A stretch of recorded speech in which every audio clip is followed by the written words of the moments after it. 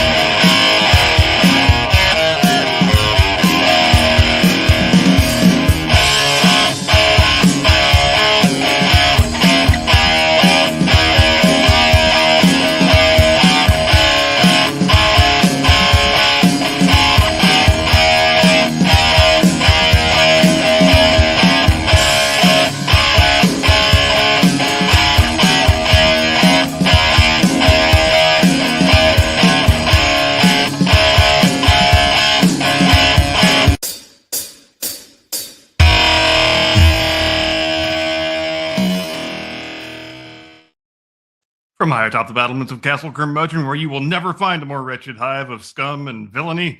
Good evening, Mr. and Mrs. America, and all ships at sea. Welcome to the Blast Radius. Glad to have you with us tonight.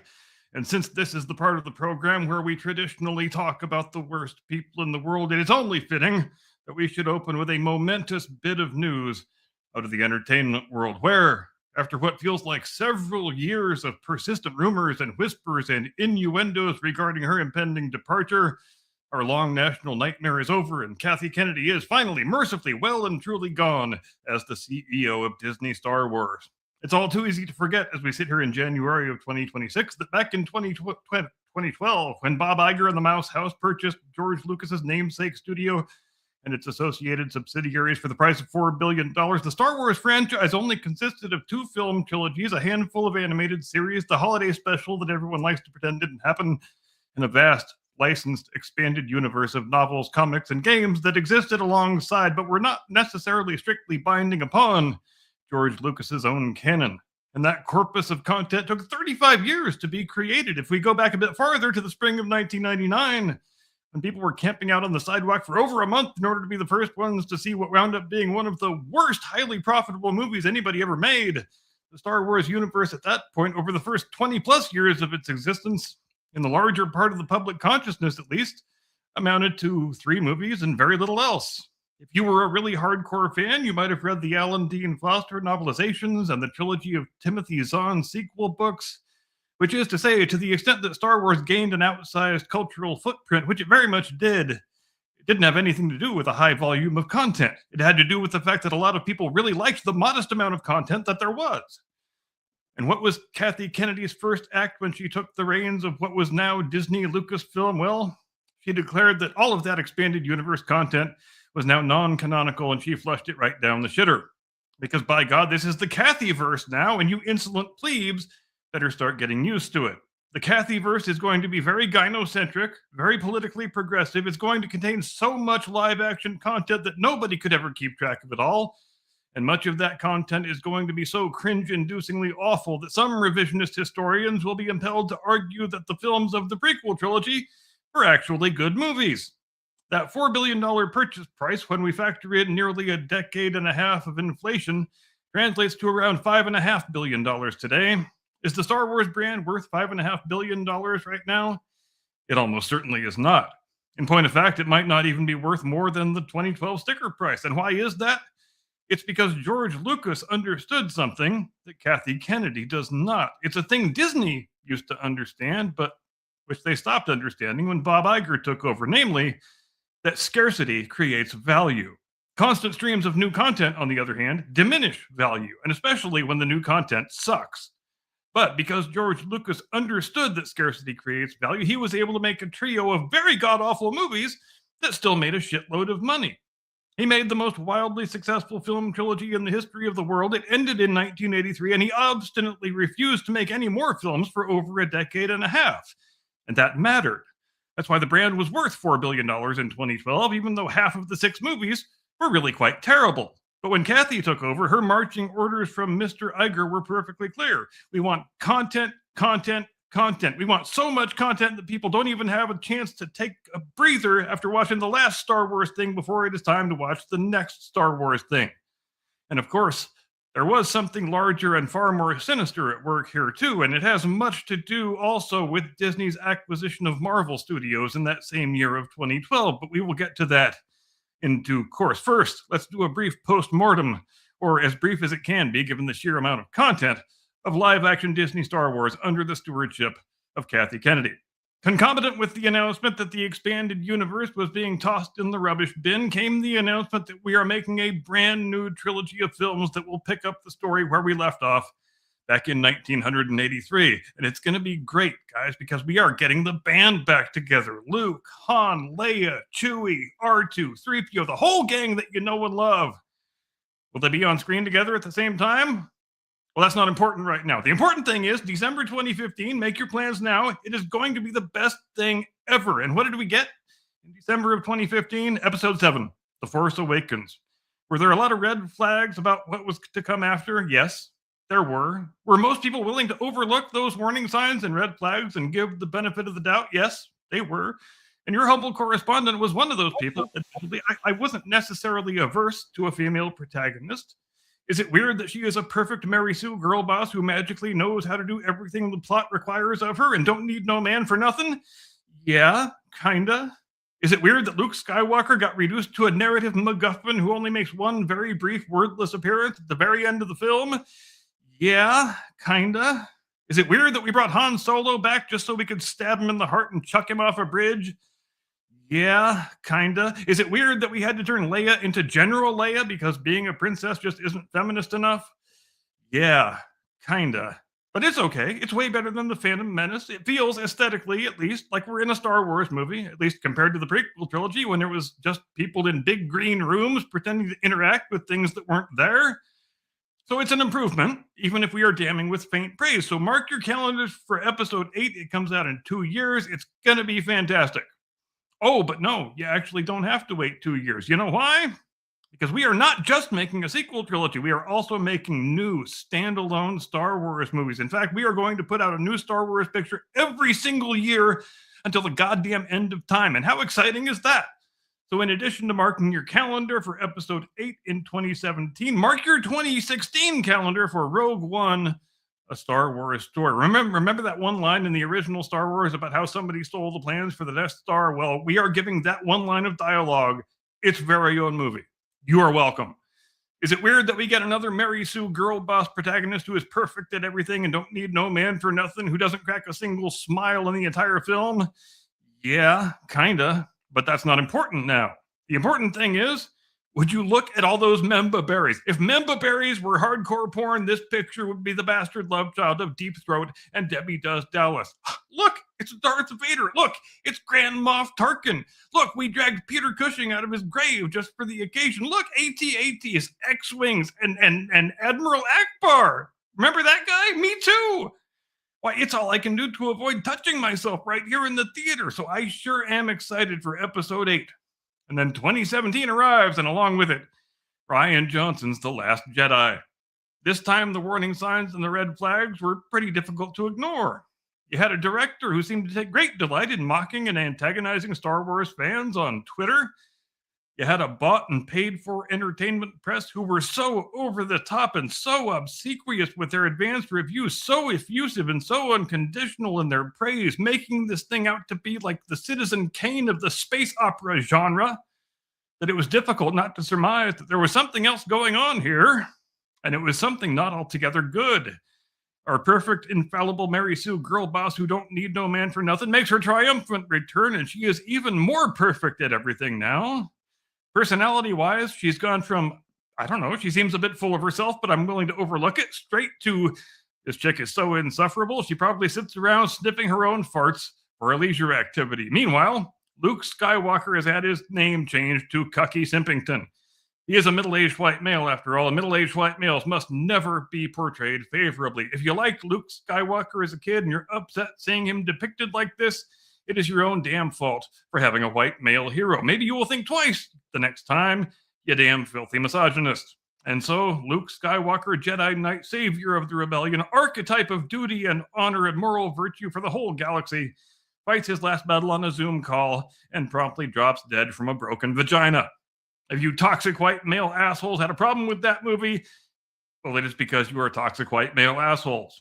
Because all the fancy professional film critics said it was the greatest thing since tampons in the boys' restroom. So clearly the problem lies with you. In any event, mark your calendars for 2019 because we are going to finish this piece of shit trilogy, though we are not exactly sure how. We already fired the first director and rejected 3 different scripts, so who knows, maybe we will just bring J.J. Abrams back, a man who has never successfully finished a story in his whole natural-born life, and tell him to finish the story. But it's going to be great. Just you wait and see. Oh, but you don't need to wait that long, because remember how we stabbed Han Solo through the heart and chucked his geriatric ass off a bridge? Well, we've got a peace offering for all you whiny fucks who didn't like that.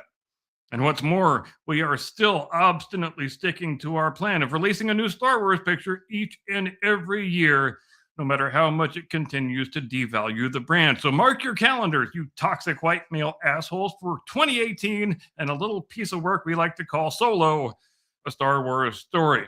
You remember that one line from the first Star Wars where Han Solo says some shit about making the Kessel Run in 12 parsecs? Well, get this. It's going to blow your mind. We took that one line of dialogue and made a whole movie about it. Is this the second time we have done that? That's not important now. The important thing is consume product and get ready for next product.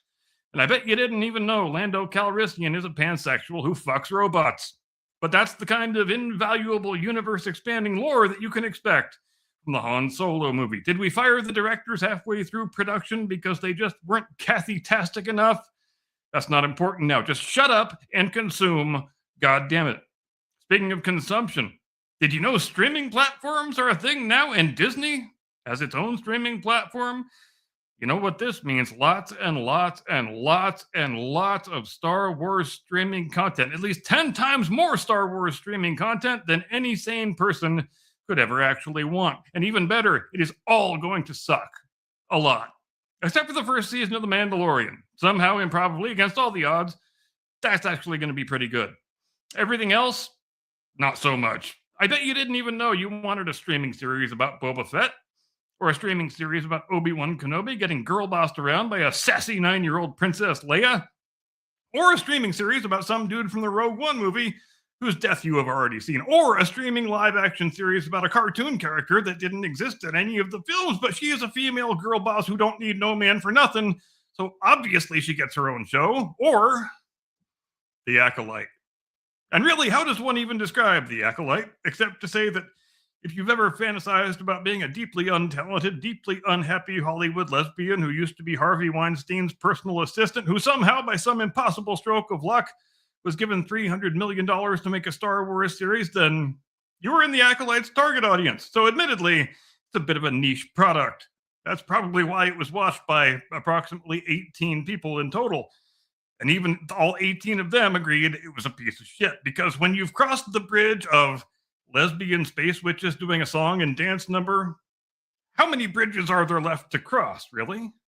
Oh, but we still haven't dealt with the final cinematic installment of the Cathyverse Rise of Skywalker 2019. The one where we had to reanimate the corpse of Emperor Palpatine and make him the big bad final boss because we were so totally out of ideas, which obviously completely invalidates and undermines everything Luke Skywalker did in the original trilogy. It makes Darth Vader's moral redemption totally meaningless, but those guys were toxic white males anyway, so it doesn't matter. The important thing is, our flawless girl boss protagonist still don't need no man for nothing. She rescues the universe solely through the mighty power of estrogen, and then she moves into Luke Skywalker's house and steals his name.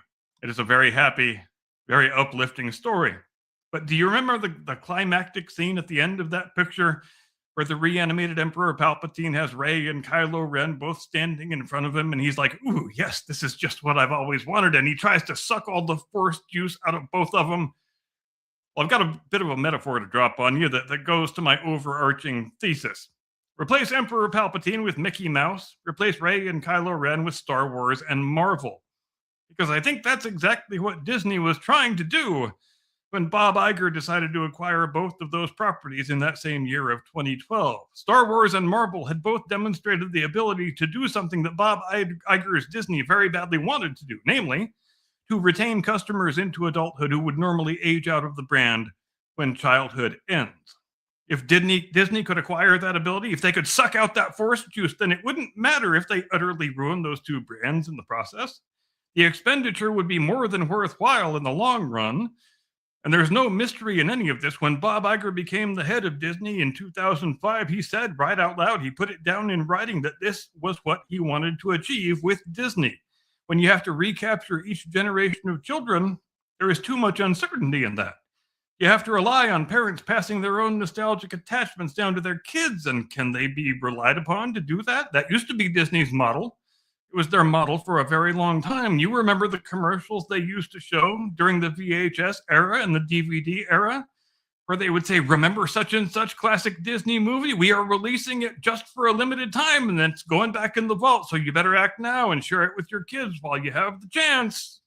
It goes back to that whole concept of scarcity creating value, even if the scarcity is false, invented, and contrived. But Bob Iger saw too much margin for error in that model. Capture the children and keep them permanently captured, he said. Don't let them age out of their brand loyalty. Turn them into grown adults who spend all of their disposable income on the same Disney characters and products that made them happy when they were 7 or 8 years old.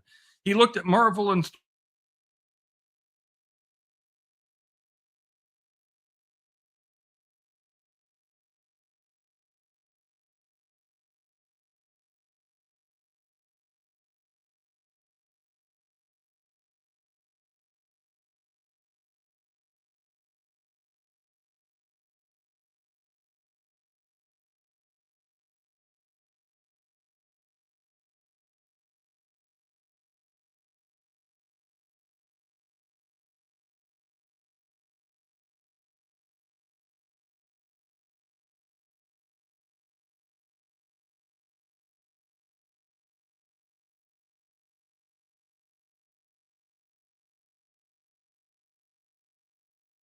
I apologize, ladies and gentlemen. We'll get right back to that in just a moment and see what we've got in our future. First of all, I want to make a few points. He's absolutely right on every single aspect, with one exception.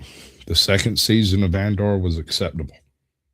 In fact, it went very far to pull the trash out of the fire for the first season of Andor. Welcome back, brother. You back in gear? I guess momentarily at least. Okay. I thought it was me. I've been having internet problems all day. Give me 2 seconds. I'll get your cue. I'm not sure where I dropped off. I got to set this thing back up, though. Yeah. Give me a second and I'll get your cue. Okay. Something Marvel.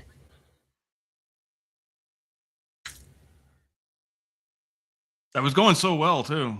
It was.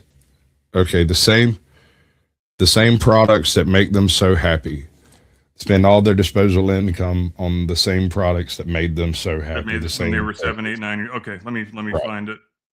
Right. Right. Okay.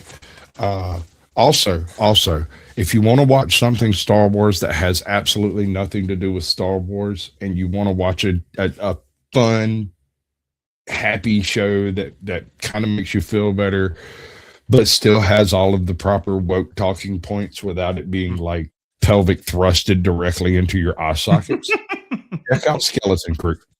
It's a dopey sort of there is really nothing good specifically that I can say about it except that it's not terrible, and it's Goonies in space, and what's not to love about that? It's worth a watch. Indeed. The dialogue's horrible, the plot's terrible, there's no part of it that makes any sense, but does it really need to in order to be a fun watch? All right. I think I've got my spot if you want me to pick back up. All right, do your own count in and we'll let it fly. All right. You remember the commercials they used to show during the VHS, DVD era? Remember such and such classic Disney movie? We're releasing it just for a limited time, then it's going back into the vault, so you better act now and share it with your kids while you have the chance. It goes back to that whole concept of scarcity creating value, even if the scarcity is false, invented, and contrived. But Bob Iger saw too much margin for error in that model. Capture the children and keep them permanently captured, he said. Don't let them age out of their brand loyalty. Turn them into grown adults who spend all of their disposable income on the same Disney characters and products that made them happy when they were 7 or 8 or 9 years old. He looked at Marvel and Star Wars and saw two brands that had demonstrated the ability to do just that. And he wanted to suck out all of that precious Force juice. And it's difficult to argue that he didn't succeed. By the company's own estimates, on some days, upwards of 50% of the visitors to Disney parks are childless adults. When people line up to get a hug and a picture from a Disney character, sometimes most of the people in the line are obese, childless female adults. There is an entire Disney adult internet subculture where people proudly wear that label without a hint of shame or embarrassment. And because childless adults who exist in a state of permanent arrested childhood are overwhelmingly more likely to be of a leftist progressive political bent, it only stands to reason that the Marvel and Star Wars brands should be hollowed out and turned into vessels for that same ideology. Not because anybody in the corporate boardroom actually believes in those politics, but because aligning the company in that direction aids in the cause of creating more Disney adults and capturing ever larger shares of their income. But I know what you're wondering right now, and it's a thing that I wonder too. The fatal flaw in this strategy is that when you turn Disney into being primarily a lifestyle brand for childless adults, when those people inevitably die in that same state of childlessness, aren't you still faced with the problem of finding a new generation to capture? Well, yeah, you are. But I guess from Bob Iger's perspective, he will be dead and gone with all of his money made by the time that becomes an issue for his successors. So what the hell does he really care? Meanwhile, the rest of us are left to grapple with the fact that there is nothing healthy or normative about a society in which a significant portion of the adult population is intentionally childless and only cares about children's products. How do we fix that? Well, I can't say, but recognizing that it's a problem, and a problem whose ramifications extend far outside the world of entertainment, would seem to be a necessary first step. And if you take issue with any part of this thesis, then be warned. If you flame me in the chat, I shall become more powerful than you can possibly imagine. I am done. That's all I've got, which means we have reached the part of the program where I transmit you into the custody of my distinguished colleague, your illustrious co-host, the only Jedi Master who resembles an overgrown Ewok, the one and only, your friend and mine, Mr. Caucasian Sasquatch. Tactical nuke incoming!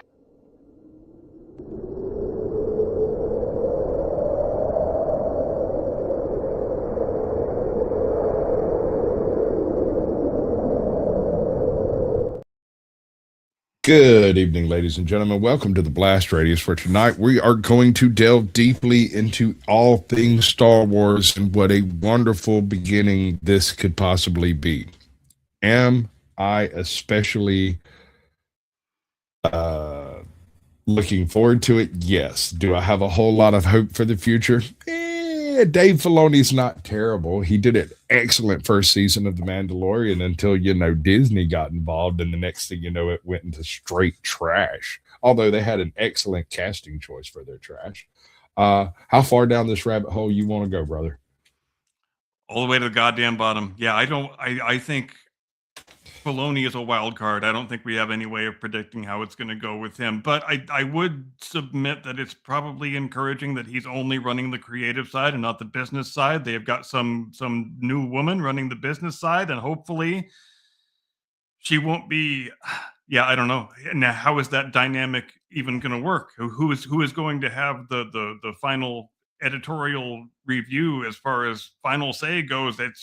I guess that's all open to finding out what happens. But Kathy is gone, and that is the crucially important thing. And now we have 2 Star Wars holidays on the calendar. We have May the 4th and January the 15th, which is Ding Dong the Witch is Dead Day. Yeah, I would say we should play the song, but I know we will catch a copyright strike because I say that from experience. right. It's Kathleen Kennedy Day, and I want it celebrated till the end of time as such. The day she left Lucasfilm. All right, It's more important than Juneteenth. God damn it! It is definitely significant. But it's significant remains to be seen. All of this is in the future. Remember, there were at least 10 Star Wars products on the boilerplate when she stepped down. So what's going to happen to those? No idea. I assume enough of her influence is already in place on it that the scripts, the financing, the casting, all of that stuff has already probably been through the ringer, and we're going to have to deal with at least a few more properties coming out that are directly tied to her oversight. And the biggest question that has to be asked is, to what extent is the brand already irretrievably ruined to the point where it can't possibly recover its previous level of prestige, no matter how well Dave Filoni does? And that's another thing that's impossible to answer, probably.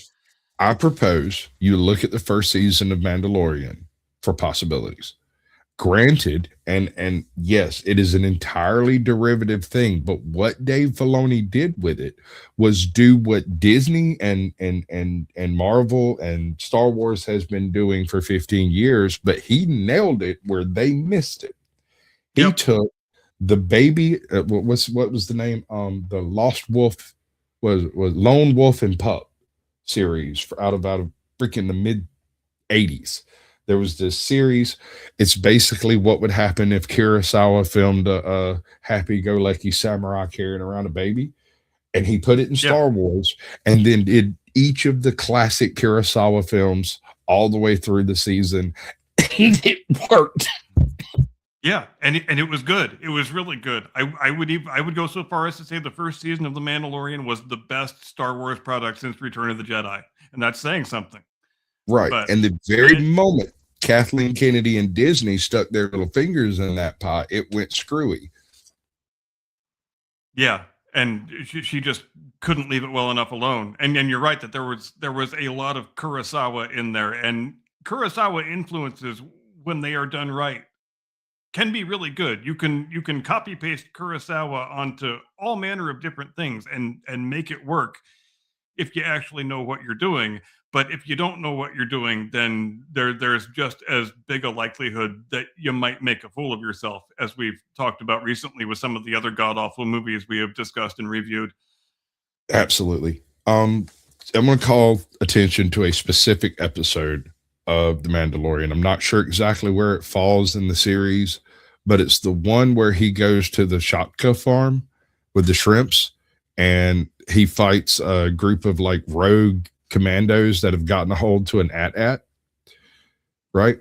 Yeah, I remember it. That is the story of George and the Dragon. It is exactly beat for beat. they discover a dragon in the hinterlands and go forth and hunt it down and kill it. It happens to be an AT-AT, and there happens to be like rogue commandos and shit running it, a pirate group or whatever. But And that's a lot of what makes that first season of that show so worth watching and so high quality. It's the creator recognizing that, and it's a crucial thing to recognize when you are in the creative business. The fact that every archetypal story has already been told 1,000, 2,000, 10,000 times already, and you earn your stripes as a creator by learning how to effectively I don't want to say copy paste, but translate those story archetypes into things that are relevant in the franchise that you're working in and the time in which you were living. And he did a lot of those things right in the first season of that show. And it's really a god awful shame that he couldn't have just been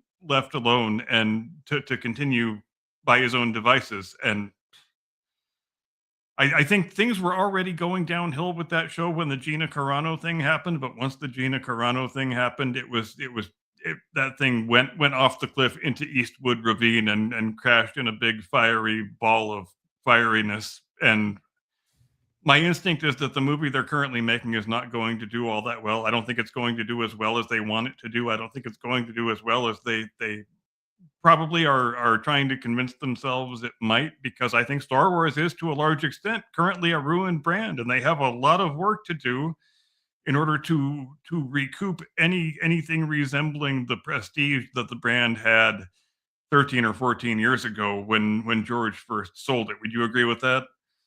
Yes, they've tainted an awful lot of the core values of Star Wars, and the power of friendship is great and everything, but if you're not being friendly while doing it, it's not friendship. Yeah. So, and I don't go ahead. And I don't think anybody is necessarily opposed in principle to female protagonists or strong female characters.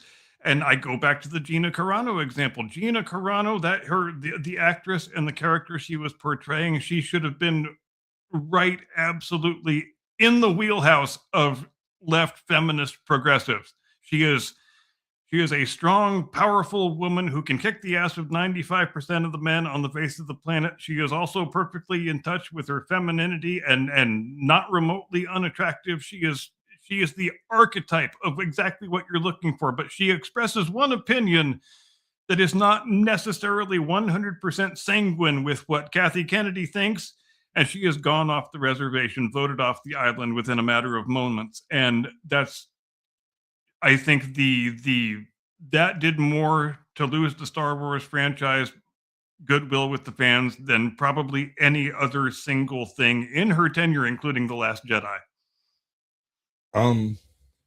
I want to call attention to a totally different property in a totally different universe that has nothing to do with any of this, but is an excellent example of utilizing the girl boss format without crippling the capabilities of the show. If anyone's watched The Expanse, one of the best sci-fi series that's been made in the past 20 years, this includes some of Galactica and Serenity, Firefly, but an excellent series. There is a character in this series named Bobby Draper. She is a Mars Marine who has been trained to be an absolute freaking unit. When you see her interacting on set with the different other Marines, whether they're Mars, Earth, or the Lunar Corps, or whoever, she has a stage presence that is undeniable. Part of that comes down to the fact that woman was in a gym every single day that she was shooting. She put on something like 25 pounds of muscle for that role.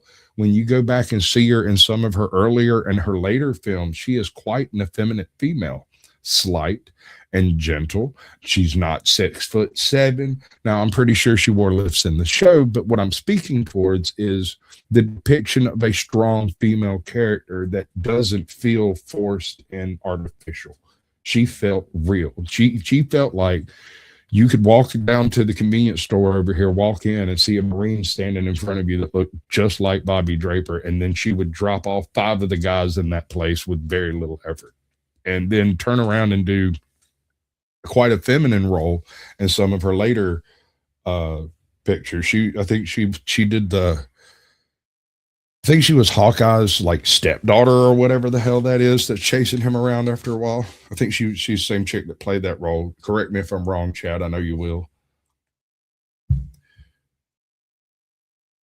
I'm just saying that type of character, the Rey character, the Mary Sue girl boss who don't need no man for nothing and doesn't have to train and spends 5 minutes with some esoteric bit of Jedi material and then learns absolutely everything there is to know about the entire Jedi universe through a little meditation and lightsaber playing and some communing with her very, very emo boyfriend. They're definitely soulmates. I mean, they're attached through the Force.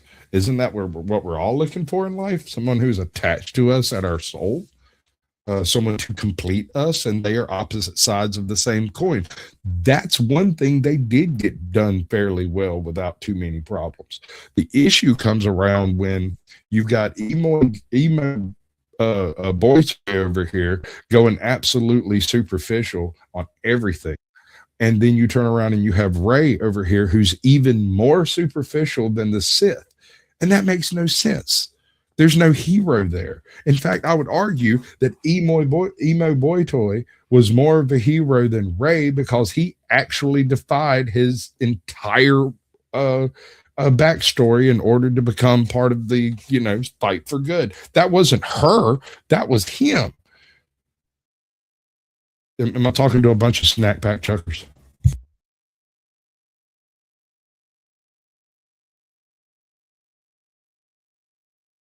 Well, damn it, I'm going to keep leaving him a spot to answer until he stops freezing on me. But it's not just him. I'm having my own problems over here. You can see it into YouTube. It's fruiting all up. Screw it. I'll look like a bloated Rob Zombie. Why not? I wonder if y'all can even hear me. How bad is it?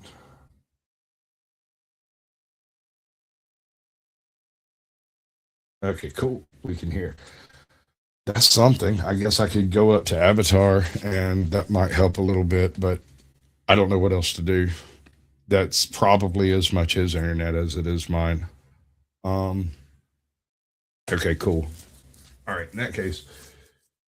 So here we are. We're on the cusp of a brand new era of Disney Star Wars. This will also have ramifications with Marvel, any other property attached to Disney. You ever watched Raising Arizona? Disney owns Raising Arizona. There was some shit rumbling around in the backstages about there being a Raising Arizona series. And I'm thinking, how do you recreate that chemistry in a series? That's impossible. It's impossible, man. You're going to try to cast someone other than Nick Cage in that role, you're out. There's no way. That won't work. There's also been some discussion of Amazon picking up doing some a new Firefly series that is almost completely unrelated to Firefly. I don't necessarily have a problem with that. It depends on how the property is handled. They haven't got a really good track record, but I think maybe in this case, it's been so long since Fireflies had anything that anything would do better than nothing. And I still believe that franchise has some really solid legs under it. It has a very devoted following. It has an extremely devoted following with absolutely almost nothing. There's no hate watchers out there for that show.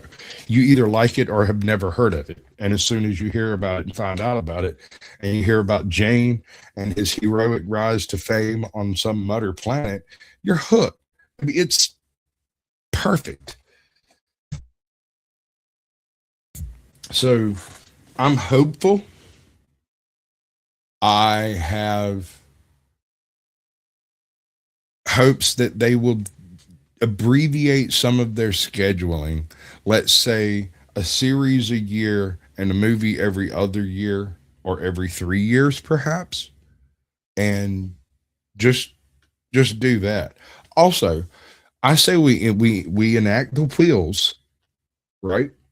You have a computer AI generated Luke Skywalker wake up from a horrible dream right after the Battle of Endor and say, "Oh my God, I have to go prevent the end of the world." And he runs off, and then we follow some other story away, kind of like they did with Splinter of the Mind's Eye and whatnot.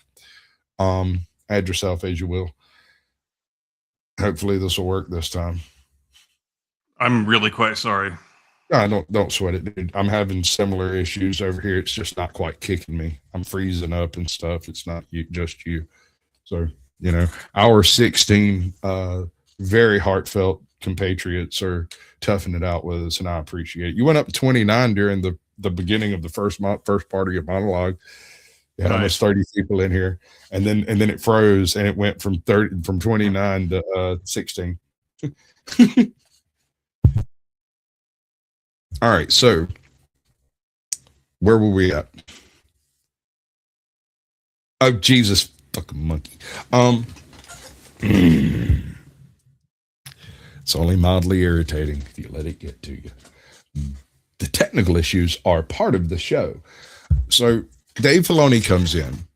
Instead of doing Kurosawa, he takes a look at some Ray Bradbury, a little bit of Hey, there I am. You'll get there, dude. As soon as you get back in, I'll let you. As joyous as it is never being able to get out a single sentence.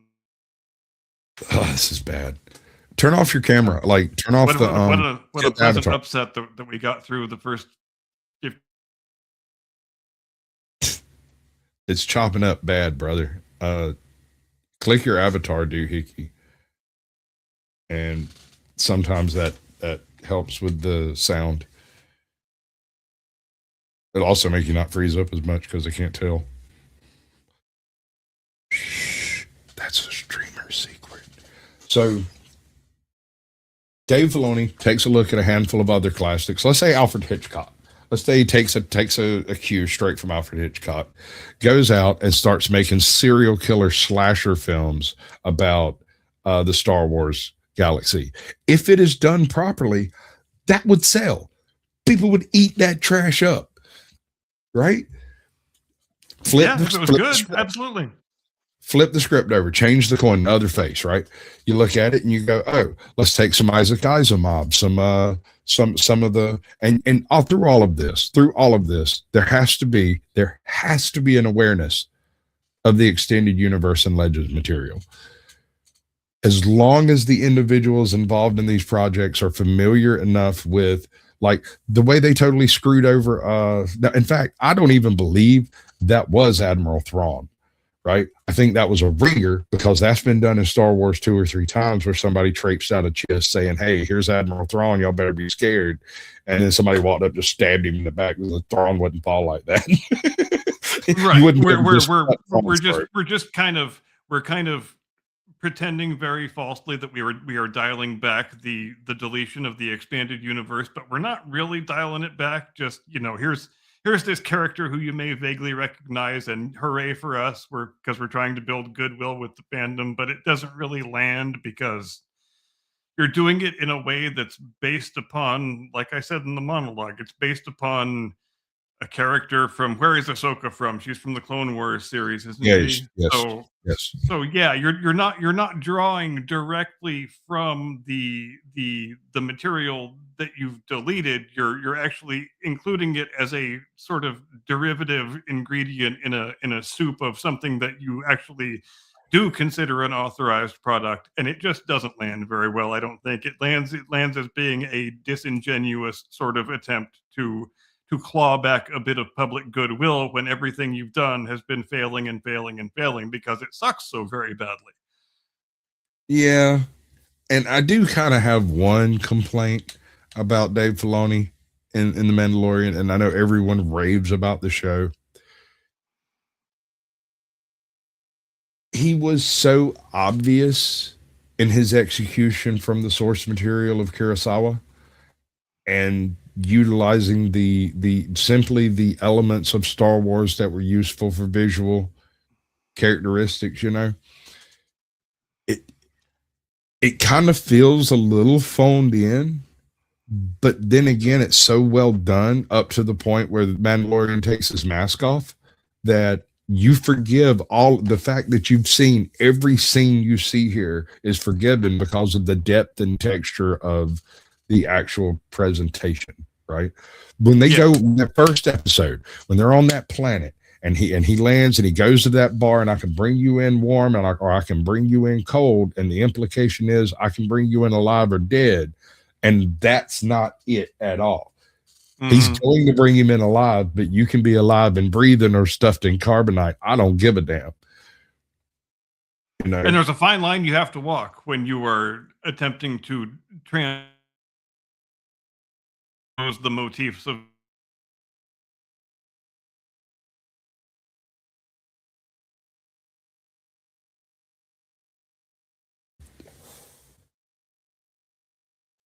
becoming difficult.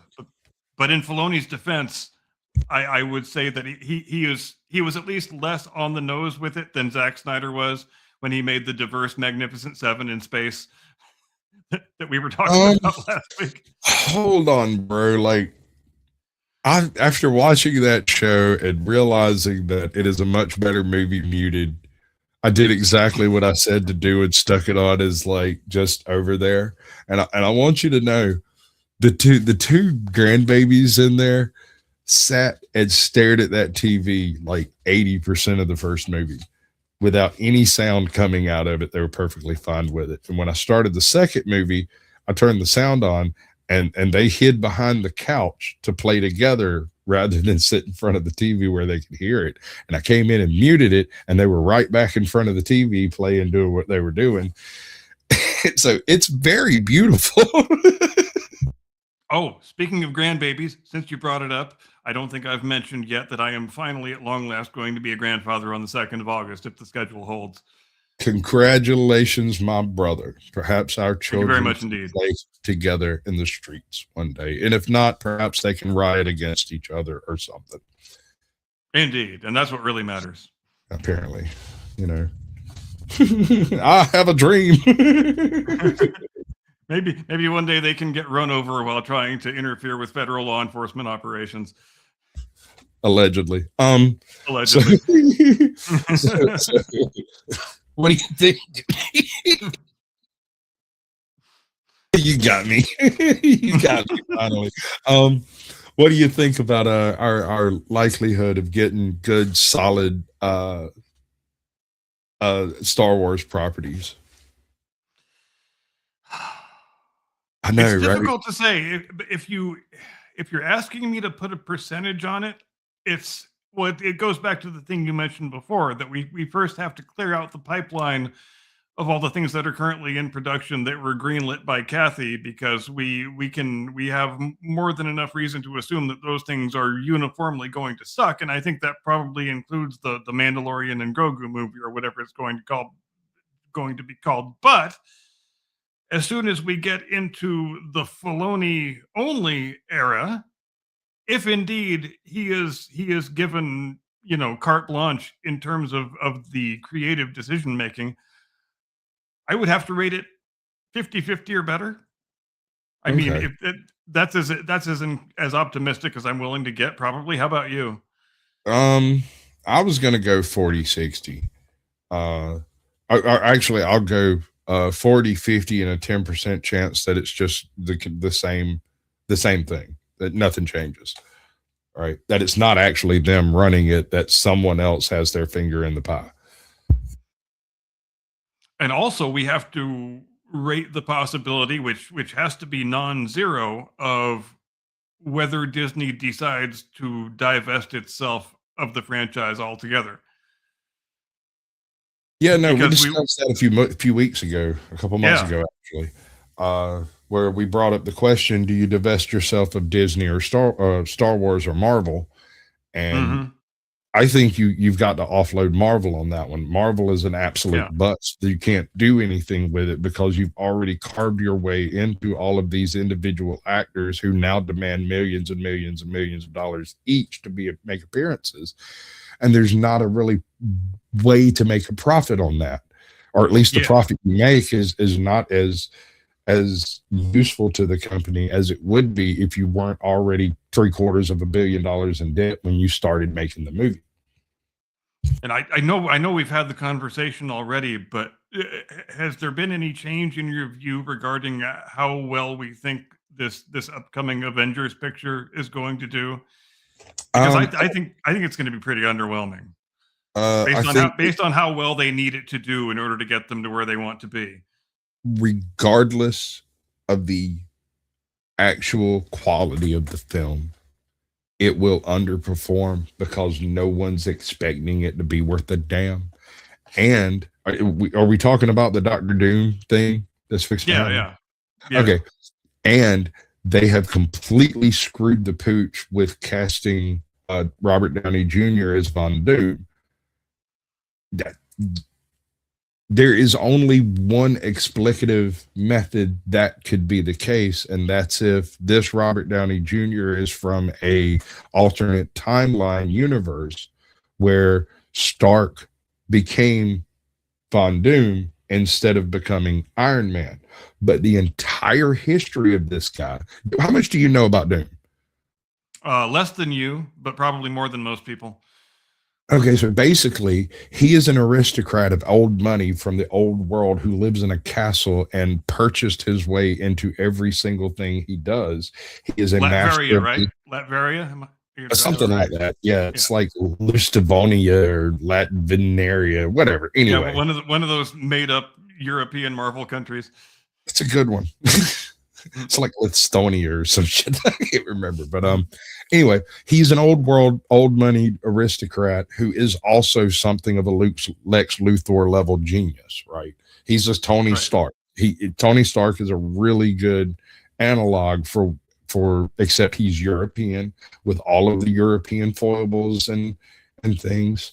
And he's unconscionably private.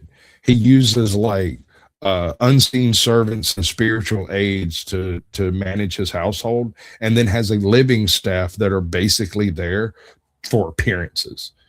Like the butler's the best butler ever, except it's not his butler. He's actually a Aikido master of the fourth genre. You know what I'm saying? The maid's not a maid. She's a hitman from the CIA. the fucking TV repairman's not a TV repairman. He used to do wire work for Black Sabbath. Like he's the best in the world at what he does.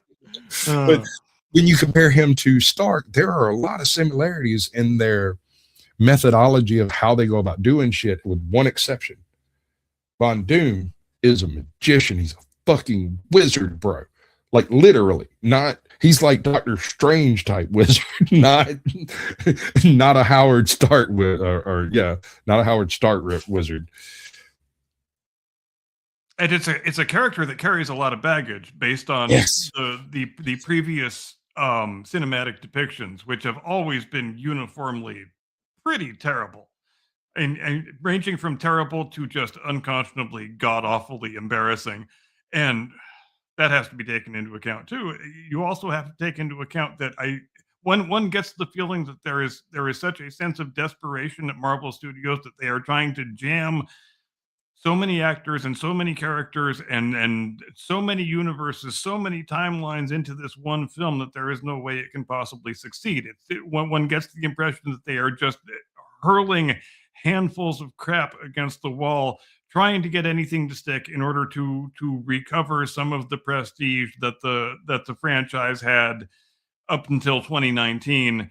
And I don't think there's any way that can be done. The only way you can claw back, well, let's face it, movies in general are never going to be cinematically, theatrically what they were until 2019. For a variety of reasons, that world is well and truly gone. And recovery has to start with an acknowledgement of that fact. I would be surprised if there is $1 billion theatrical movie ever again. No matter who you put in it, no matter what movie it is, no matter what it's about, I just think that world is gone. And I don't think you can cast and spend your way out of that. No, I think that's already been done. This is the result of doing that thing. In fact, they went so far as to take the Red Witch, Scarlet, right? Scarlet Witch. She was a fairly mainstream actor, but she was nowhere near what she is now as far as her revenue stream is concerned. And so they basically created her entire career from an already decent career, right? Yeah. Disney has propped up that entire thing. The chick that played Phoenix as well. I can't Sophie remember. Turner. Yeah. Now, don't get me wrong. She is a great actress in her genres where she's great. She is great. Okay. She deserves every bit of accolade she gets. She is not Lara Lara Croft. Croft. And I want you to go look at the 3 images of the 3 Lara Crofts, and you'll notice that cup size drops with each image. Yeah, and that's something that we need to talk about in terms of the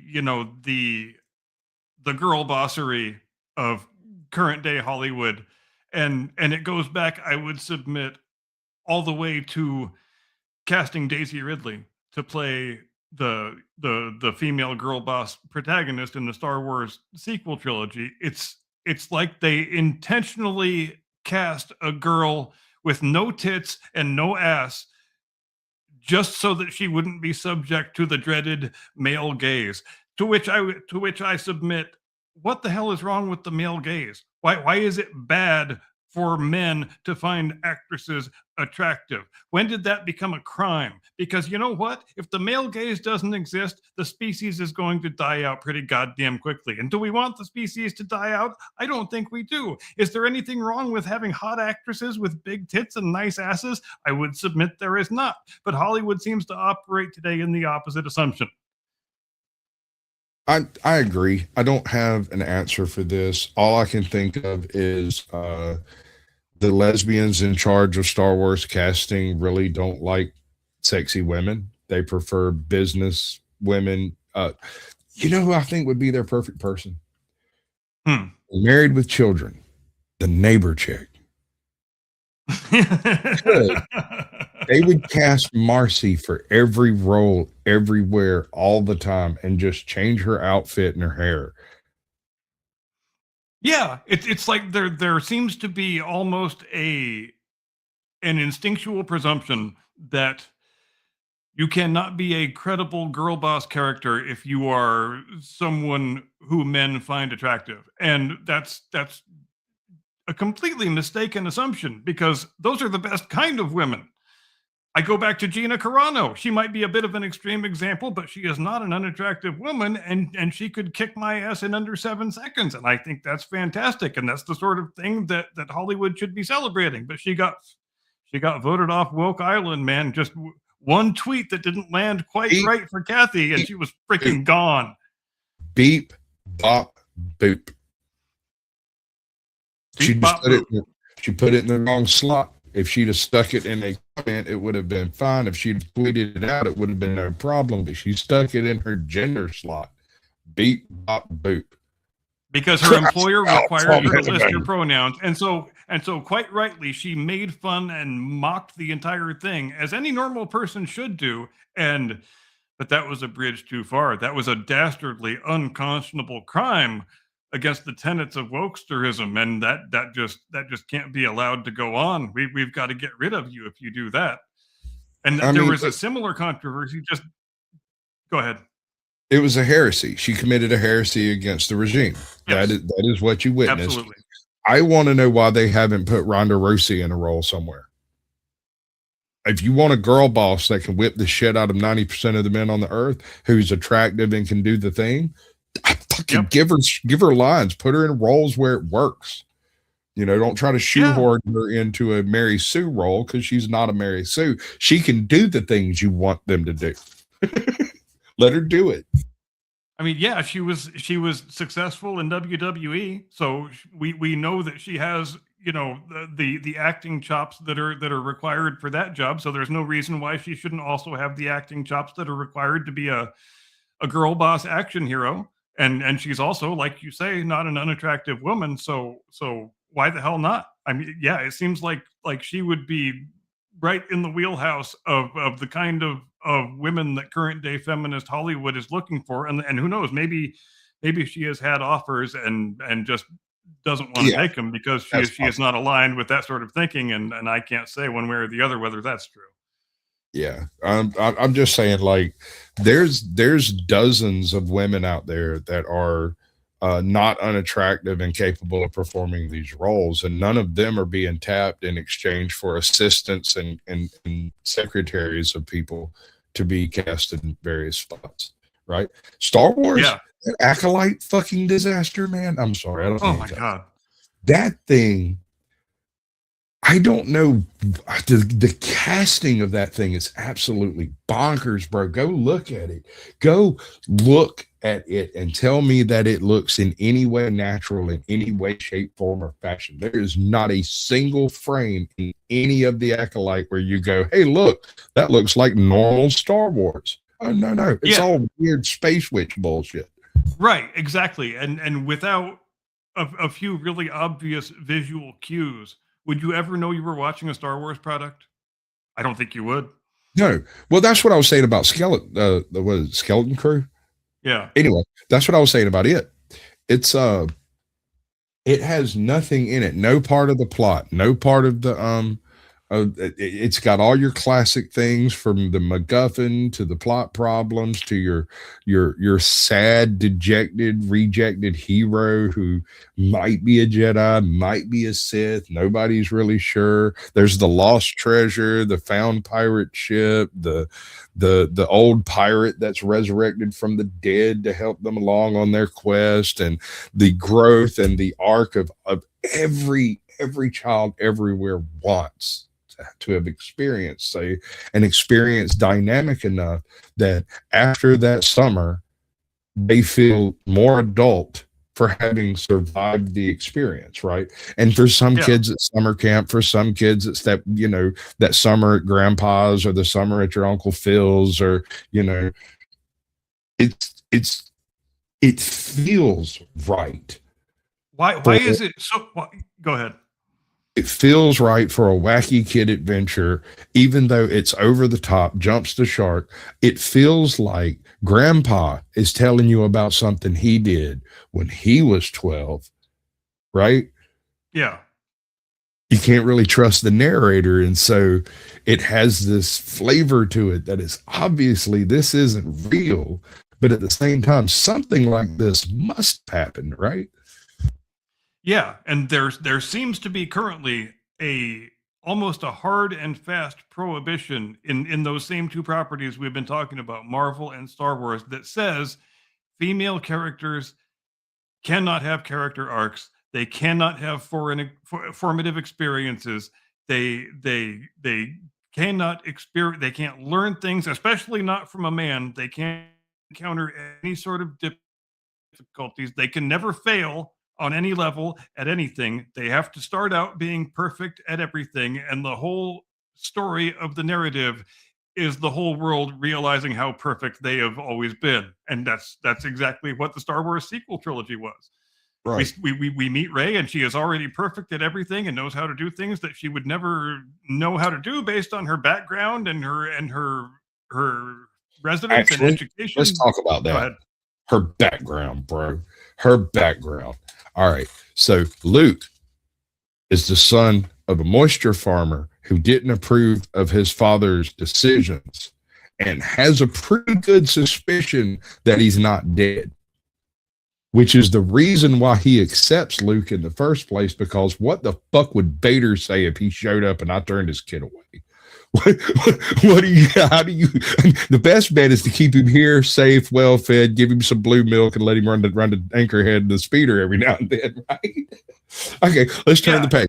Rey. Yeah. Rey is a totally different thing. She was abandoned on a desert planet and has scraped her survival out of the very sands of a war-torn, crashed out, completely junked society through the blood, sweat, and tears of her own effort from the time she was a child. Wait, what?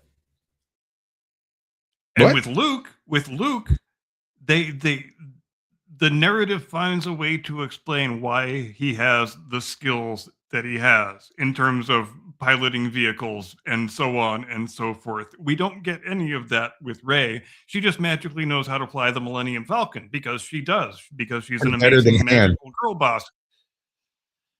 Better than Han or Chewie or Lando or anyone else who's flown it. XR-717 or Yeah. whatever that bitch's name was.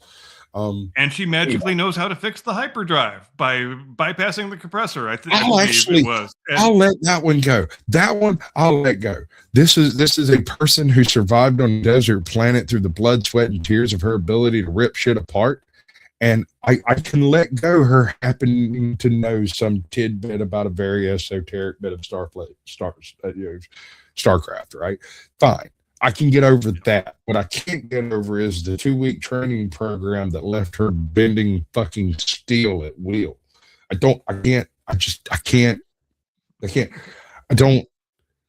no throughput there.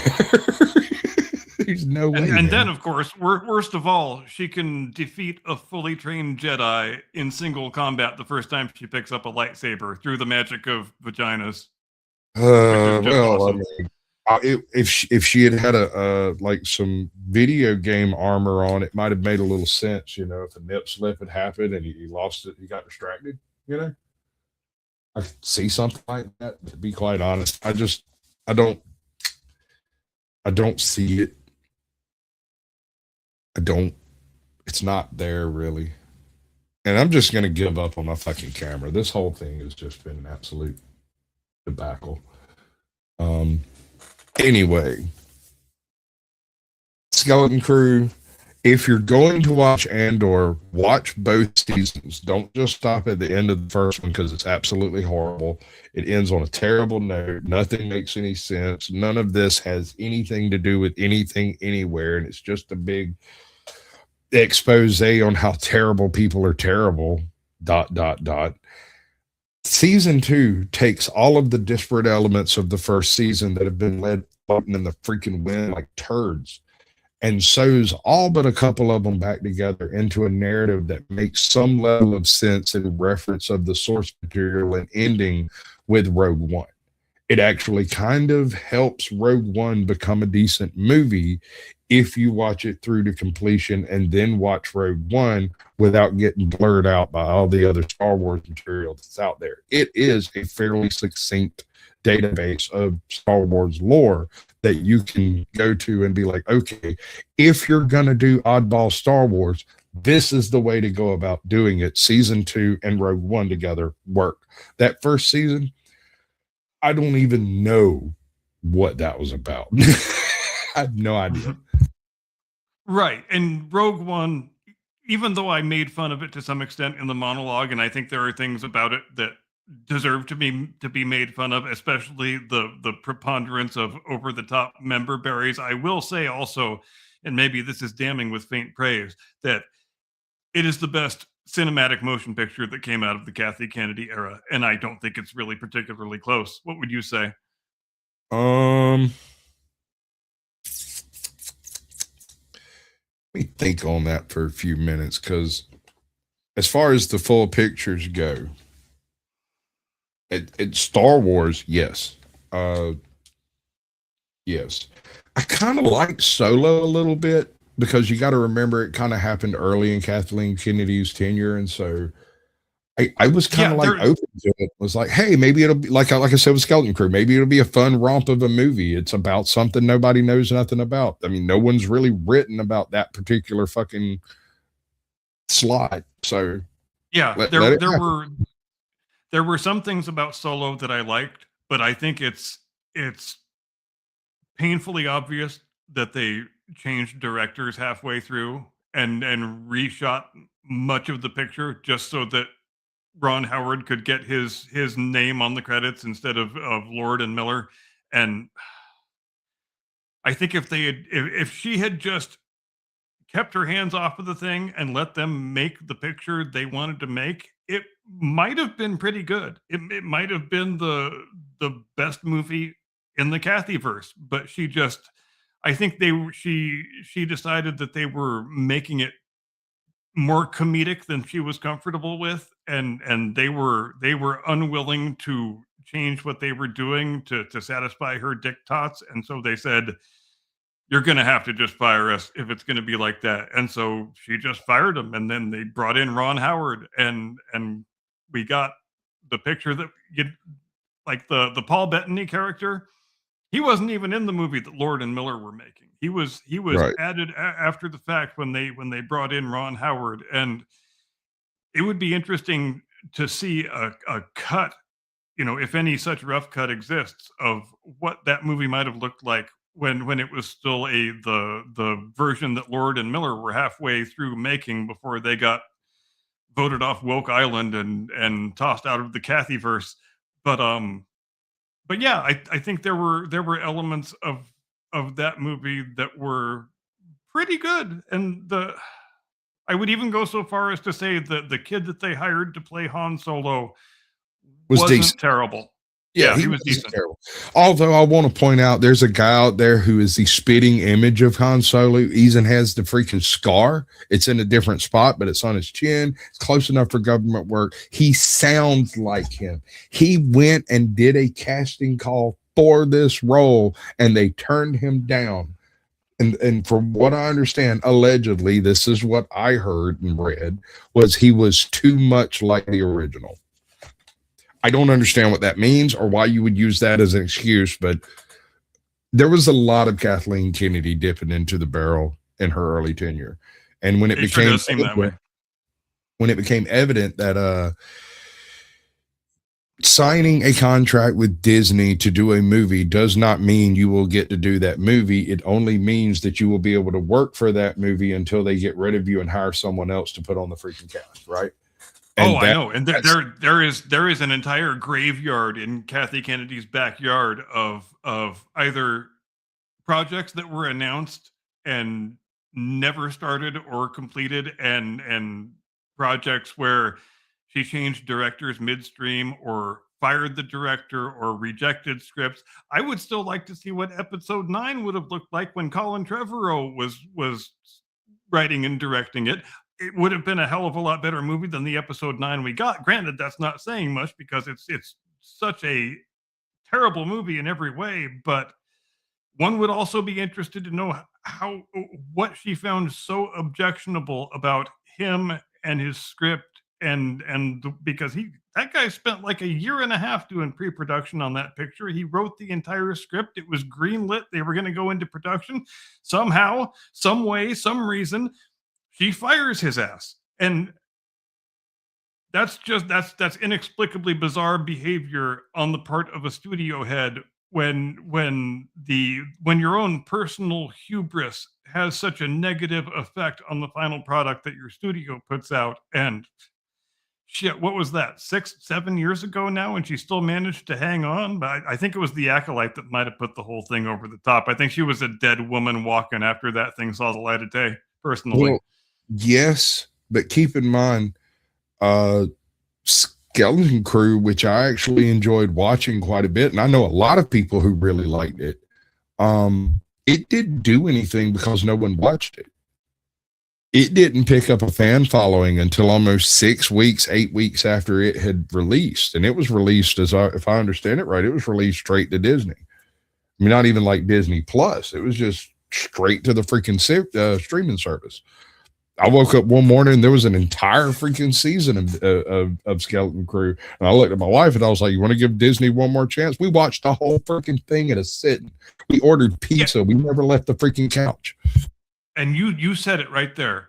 Should we give it one more chance? It goes back to one of the things I was saying in the monologue, that there has been such a constant cavalcade of content after content after content after content that it all becomes a blur, and watching the next thing becomes more of a chore than anything else. It's not something you want to do. It's like, oh my God, there's another fucking new Star Wars thing coming out. Jesus Christ. It's a risk. It's a risk. Every time you watch one of these shows, you have the fear of what they've done with Luke Skywalker, that or actually, no, Luke Skywalker, they were gentle with. Thrawn, I don't know what they got against blue guys, but that was ridiculous. Why does he have to have a beer gut? I can even get over that. I mean, although in the lore, Thrawn was a military to make the equivalency. Army. Right? Mm-hmm. He was the tantamount military commander. He was just as fucking useful on the ground in a squad of 12 people as he is commanding an entire Starfleet and ground command. He was so intuitive in his capabilities that his perfect example. Hold on, back up. This is better. There is a situation. They get Han Solo. They got him. They got him with one of the gravitational puller things, the space tractor doohickey, and he's screwed. Nothing he can do would get loose with this. Chewie looks at him and says, "We need to do a crazy Ivan." Han says, "Absolutely. I'm going to go flip the script. You hit the button. We're getting the hell out of here." Luke's like, "What the hell is going on?" Thrawn has no idea Luke's around. No clue. He's just after the Millennium Falcon, more as an esoteric bit of history and art than anything else, because it's famous. He doesn't even know who's flying the damn thing. Maybe he assumes it's Han, but it might be any number of other people who have flown it in the past 30 years. So we don't know. So we're going to take it. We're going to take it apart, look at it, see what's going on with it, right? Han Solo flips the Millennium Falcon, flies straight at the gravitational thing, and breaks contact by using the thrusters in combination with the gravitational pull in order to overpower the thing. Thrawn turns and looks at his second in command and says, "Admiral Paleon, who is in charge of that particular gravitational tool?" He says, "Mr. Robert over here, step this way." And they walk over and they find this guy, and this dude is straight from the Executor. This guy served Vader. He stands up, salutes, and stands there, and he says, "How long have you been trained on this machine?" 18 months, sir. How long have you been working this job? Almost 2 years, although I did spend quite a bit of time as a floor jockey for a while. Yes, sir. Have you ever been trained what to do in the event that someone with a souped up starcraft were to fly straight at your device? Yes, but only once, and it was in the first few weeks of training. It never crossed my mind that he would be dumb enough to try that. In training, they always run into the emitter. They always hit it. They never actually successfully pull that off. And he's like, "Are you aware that that was the Millennium Falcon?" "No, sir, no one told me who it was." "You know that's Han Solo." "Well, I do know that, but no one told me." He said, "Very good job. Excellent job. You were able to cut the power before it damaged our ship, allowing us to chase Han Solo further. We live to fight another day." And he promotes him on the spot and goes back to what he's doing. And homeboy pissed himself while having this conversation because Vader would have killed him. Yeah, exactly. And that's why it's effective storytelling. Because throughout the whole story, right up until the end, you think the guy is about to get executed, and he gets promoted. And that's what makes Thrawn such an interesting character. It's even better played in the book, dude, because Thrawn doesn't really carry a weapon on him, and he walks over and picks up his weapon and checks whether and how that guy answered the question determined whether or not he lived. Because you were trained, you are well trained enough to have predicted this might happen. You were aware that people try this, but there is nowhere in your training regimen that actually tells you what to do in the event that this happens. And in your experience, there is no successful way to pull this off. So there's no reason for you to think it is possible, right? And okay, very good job, sir. Right? He is ruthless, but he is also fair and reasonable. Yes. And level-headed. Absolutely unemotional. That's one of the features of Thrawn Nudo. Yeah, which is a quality that Darth Vader doesn't necessarily have in great abundance. Well, he's a Sith. He's not supposed to be emotionless. So, like, the thing that the Emperor wanted to do with Thrawn, and I'll get off Thrawn in a minute. He's one of my favorite characters. Timothy Zahn pulled an absolute gem out of the void when he created this character.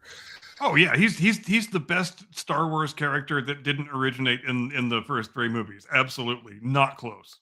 Not even close. He was only ever outsmarted by one individual, and I think his name was Tarek Booster. And he was basically a pirate. He was once part of the Empire, but he was a pirate, and he tricked Thrawn into basically giving him a Star Destroyer by using targeting systems from a bunch of different missiles they had stolen, but they had already sold all the missiles. And so the Star Destroyer calls back to the Chimera Thrawn and is like, hey, they've got 3,000 locks on us. And he's like, well, Thrawn goes, ask them what they're going to do with their prisoners. It says they're going to leave us on the station. Surrender the vessel. We need the manpower more than we need the material. Scuttle everything you can scuttle, leave the vessel functional, and get rid of all the turbo lasers, right? Like, Yeah. give them a boat, but not the boat they think they're getting. And he takes it and turns it into a casino, a hyperspace capable casino that can come to your planet and have a party. It's brilliant. He paints it bright red. It's awesome.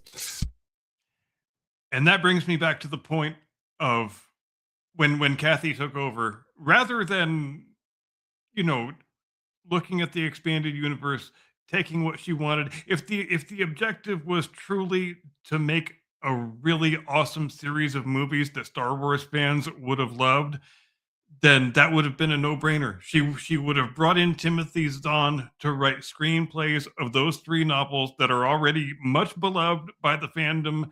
Everybody would have been over the moon excited about it. The movies probably would have been really great, but no, she, out of her own personal hubris and desire for dictatorial control, she said, nope, all of that expanded universe shit goes directly in the toilet, and I'm pressing the flush handle because, damn it, this is going to be the Kathyverse. Everything we put out is going to be a direct result of me, people I hired, things I approved. That is the way this is going to be. And quality does not factor into my thinking even a little bit, even though I have never had any sort of a creative job before, even though I used to be the chick who gets Steven Spielberg's coffee and somehow managed to wrangle myself an associate producer's credit on Star Wars and Indiana Jones and what have you. And man, and I feel so bad for George that he chose her for that role, because it comes back to George. He was the one that picked her, and what a mistake that was, which I'm certain that he rues to this very day. I kind of think that his hand may have been forced in that somehow. It's possible. Bob Iger feels like the man to blame to me. He feels guilty. I can't prove it. I have no evidence whatsoever. It's just my autism points straight at him and says, he did it. He did it. I don't know how. I don't know by what mechanism, but I think I think so. And while I'm hopeful, I'm eternally hopeful for Star Wars. There's so much fertile ground there. It's such a well-established property, and it has so many fans. If we can string, or if they can string together a Mandalorian, a Skeleton Crew, an Andor, that would be good enough for the next couple of years. What I'm afraid of is what's her name? Elwyn Brennan is going to step in and kick Dave Filoni's nuts and out of his body and stick them in her purse and hold on to the purse strings really tight.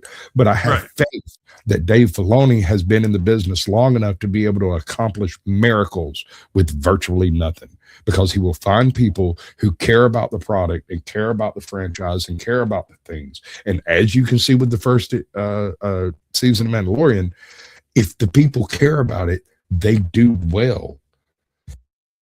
And we still don't know what that power structure is going to look like. We know that she is going to be in charge of the business end and he is going to be in charge of the creative end, but there has to be one or the other has to have final power of the veto. And typically that would be the person on the business side who holds the purse strings. And as you mentioned, we don't know anything about this woman, at least I don't, but there certainly is the possibility that she is just, like you said, looking to put this dude's balls in her handbag, and that's the only thing that matters, and she is going to be making decisions with that in mind and not necessarily the quality of the product that they are putting out, and that will all have to remain to be seen.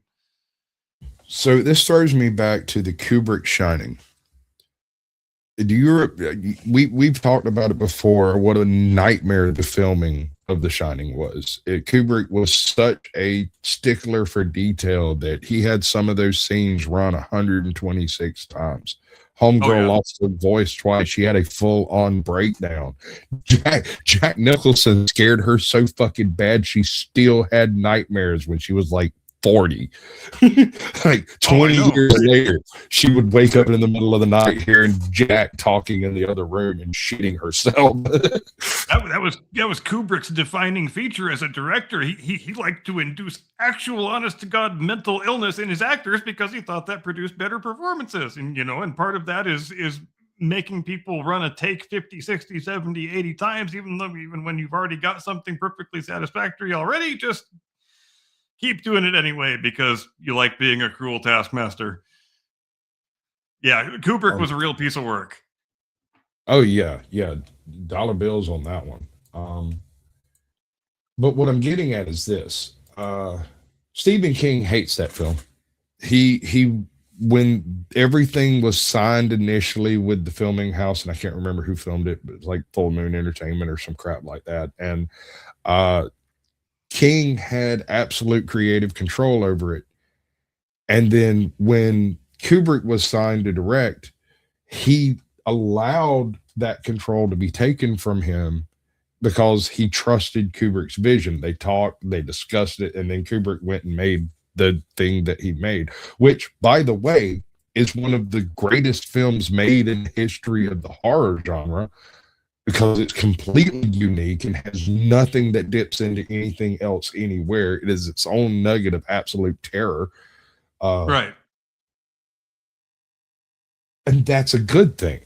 It allows it to stand by itself as its own property without the support of Stephen King or any of his fans, because they're Shining fans.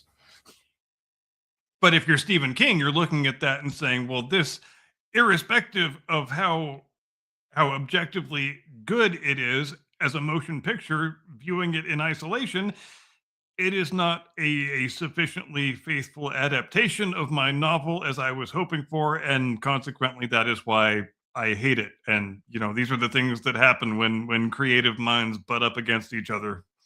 Have you read The Shining Unabridged? Many years ago, yes. Okay.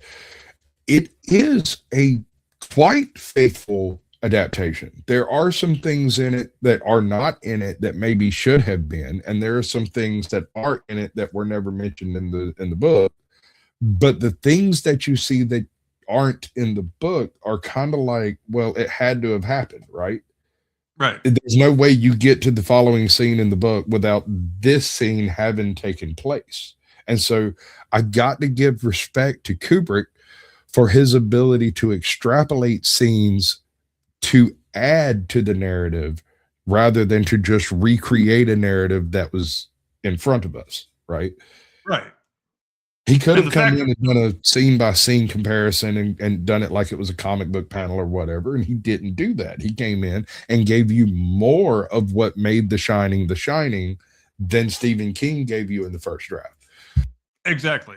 And you have to acknowledge the fact that the next novelist who is totally pleased with a filmic adaptation of their work is going to be the first one, because they are never fully pleased, because it's impossible to make the movie the way that they imagine the book in their head.